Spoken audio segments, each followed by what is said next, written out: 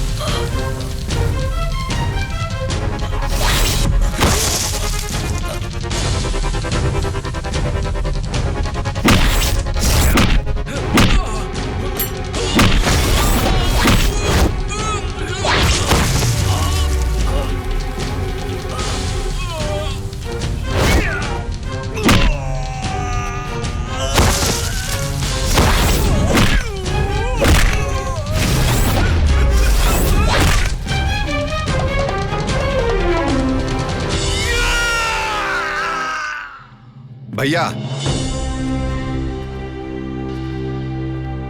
हाई देखी के आइल बा, तेरा और बेटी काजल।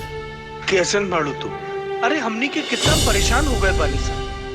चला घर चला। खबरदार जे हमरा के हाथ लगाई नहीं। दिमाग खराब बतौर तो के पता बा कितना मुश्किल से बिट्टुआ के चंगुल से छोड़ा के लाल बानी। हाँ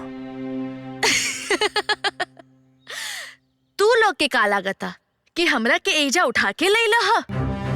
ना, हम खुद एजा आई नहीं हा, काहे कि हमरा तहार सच्चाई पता चल चुकल बा। ई का बकवास करत ताड़ू? अरे तोरा के पता बा तोरा बाबूजी के मरला के बाद भाई सब तोरा के कैसे पल्ले बाड़े? हमार पापा मरलन ना, तू लोग उनकरा के मार देला।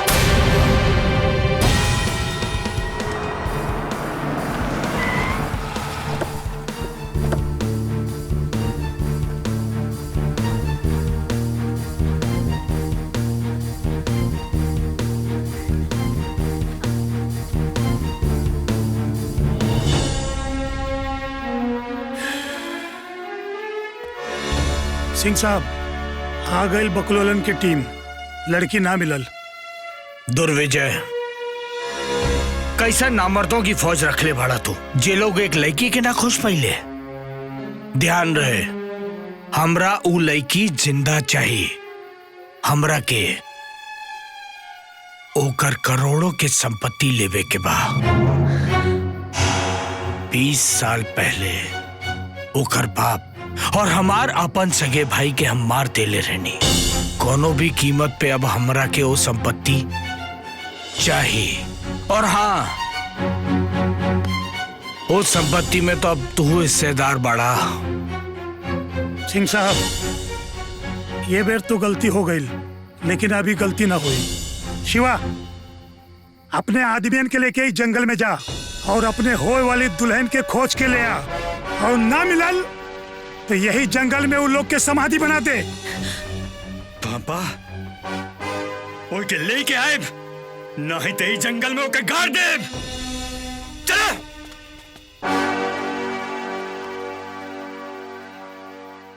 तू लोग हमारे पापा के हत्यारा हो, हमारे पापा के हत्यारा। ए दुर्विजय शांत, कुछ ना बोला हमार बिटिया के। अरे हमार बिटिया परेशान बाड़ू, थक गई हुई बो, चला घरे चला। अब तू लोग घर ना जेल जाइबो, काहे की बहुत हो गई फैमिली ड्रामा। अब तोहरा मरला के बाद ही हमार पापा के आत्मा के शांति मिली।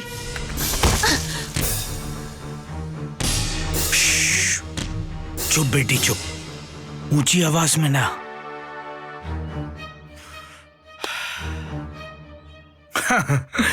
अब जब सबको तू जानिए गईलू तो ठीक बा। ए, खत्म कर दे हमार बेटी के प्रेम कहानी।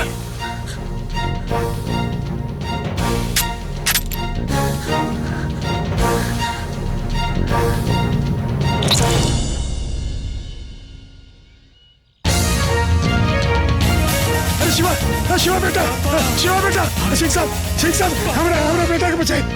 सिंह साहब, अरे शिवा बेटा, सिंह साहब। ससुर जी,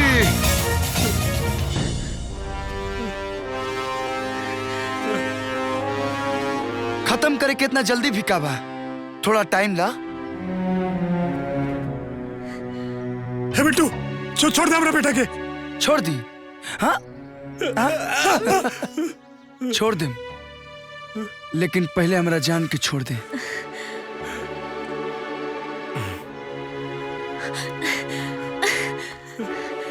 काजल बेटो, ये सब ठीक नहीं खे, एकर अंजाम ठीक ना होई। अरे अंजाम का होई का ना होई, तो क्लाइमेक्स में पता चलिए जाई।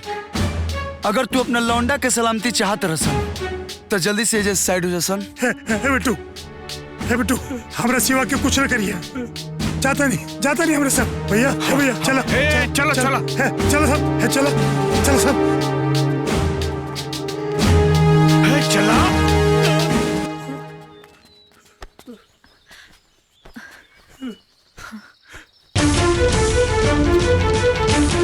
चल हे शिवा, हे बेटा,